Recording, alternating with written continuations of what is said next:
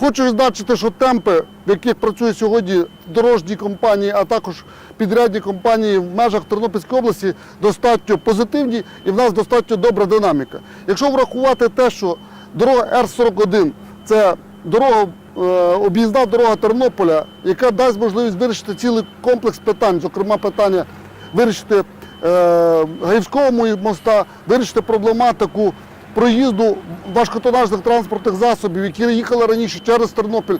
Ми знаємо, в якому стані перебувала ця об'їзна, і вона протяжністю майже 14,5 кілометрів. Для нас вона сьогодні є стратегічною дорогою з точки зору Тернопільської області.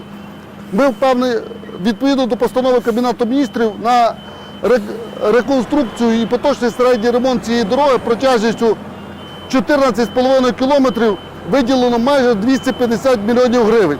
Як ви бачите, темпи достатні. Практично вже 8 кілометрів зроблено регенерації, майже 4 кілометри зроблено в основі вирівнюючий шар.